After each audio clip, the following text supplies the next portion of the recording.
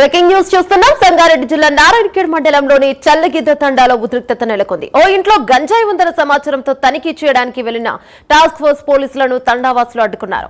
అంతేకాకుండా పోలీసుల నుంచి ఫోన్లు లాక్కుని దాడి చేశారు. తండావాసుల దాడిలో పలువురు పోలీసులకు గాయాలయ్యాయి. అంతకుముందు పత్తి చేనులో సాగు చేస్తున్న గంజాయి పంటను పోలీసులు ధ్వంసం చేశారు. గంజాయి పంటను తొలగించి పోలీస్ స్టేషన్ కు తరలించారు.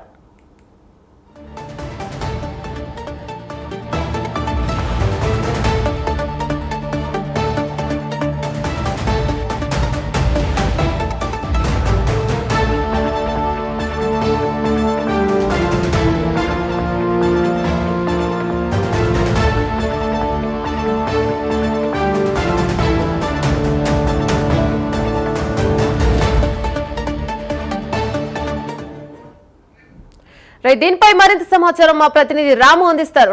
రాము, చెప్పండి. Yamuna special task force excise పోలీసులపై దాడి చేసినటువంటి ఘటన నారాయణఖేడ్ నియోజకవర్గంలోని ఒక తాండలో చోటు చేసుకున్నటువంటి పరిస్థితి ఉంది. మొత్తంలో ఆ తాండలో అయితే ఉద్రిక్తత వాతావరణం అయితే నెలకొంది. అయితే గత కొన్ని రోజులుగా తాండలో గంజాయి పండిస్తున్నారనే పక్క సమాచారంతోనే ఈ టాస్క్ ఫోర్స్ పోలీసులు అయితే సిఐ శంకర్ ఆధ్వర్యంలో అయితే రైడింగ్ నిర్వహించారు. ఈ నేపథ్యంలోనే తాండలో పికెటింగ్ ఏర్పాటు చేసినటువంటి పరిస్థితిలోనే జానకిరామ్ అనే వ్యవసాయ రైతు పత్తి చేలో గంజాయి మొక్కలను అయితే సాగు చేస్తున్నారు. గత కొన్ని సంవత్సరాలుగా సాగు చేస్తున్నటువంటి పరిస్థితి ఉందన్నట్టుగా అయితే అక్కడ మనకు సమాచారం తెలుస్తుంది.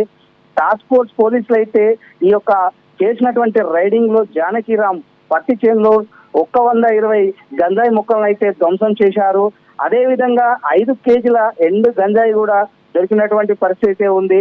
తాండలోని ఇంకొకరి వద్ద కూడా గంజాయి ఉందన్నట్ట సమాచారంతోనైతే తనిఖీలు నిర్వహించారు. ఈ తనిఖీలు చేసినటువంటి సమయంలోనే అక్కడికి వెళ్ళినటువంటి ఓ రైతు వద్దకు వెళ్ళినటువంటి రైడింగ్ చేసే సమయంలో అయితే తాండవాసులు పోలీసులపై అయితే దాడి చేసినటువంటి పరిస్థితి ఉంది. పోలీసుల మధ్య తాండవాసుల మధ్య అయితే వాగ్వాదం తోపులాటతో ఉద్రిక్తత వాతావరణం అయితే నెలకొన్నటువంటి పరిస్థితి ఉంది.